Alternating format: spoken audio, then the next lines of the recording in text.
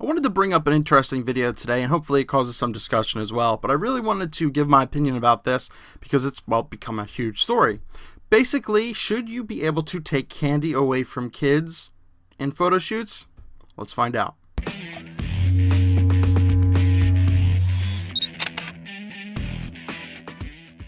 What the heck am I talking about, taking candy away from kids? Well, it's exactly as it sounds, or, well, looks. So, I'll go through a couple of these images real quick, and these are all natural reactions that Jill Greenberg, she's a fine art, photographer and artist, portrait photographer, and yeah, she captured these naturally. These weren't, staged. Well, first of all, you can't really stage them anyway because they're kids, and they don't take direction well anyway.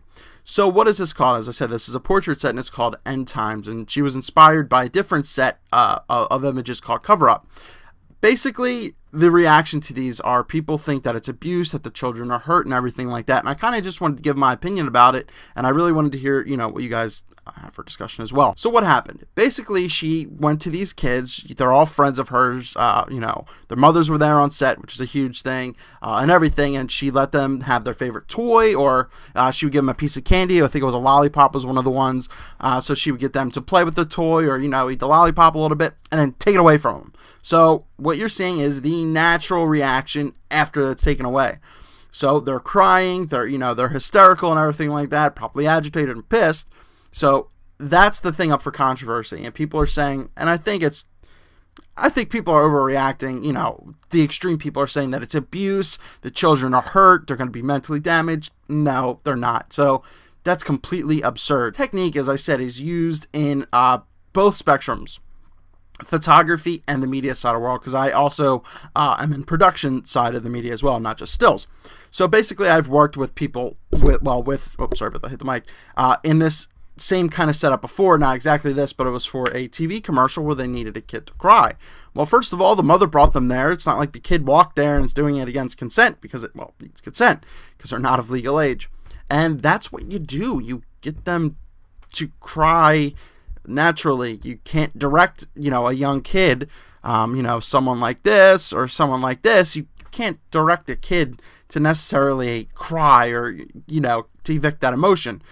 So you got to do something random like that. And they took away their toy, and that's how it happened. So it's not a bad thing. It's something different. So what people are trying to say is it, if something's different, something's more unique, that, it shouldn't be done? No, because then we would have the same boring cliche stuff.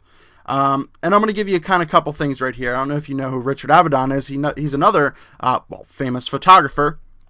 He was notorious for telling people lies, and there's a lot of directors now that do this as well.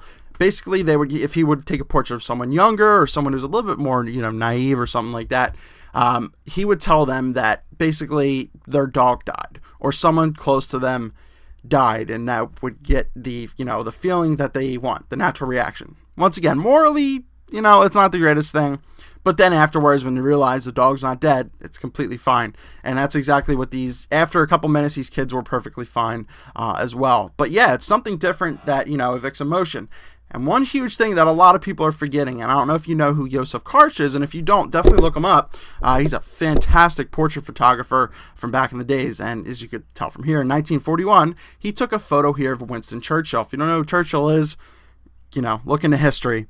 But basically, Winston Churchill is notorious for having a cigar in his photos. He's usually smiling, he's happy. So what did Yosef Karch do?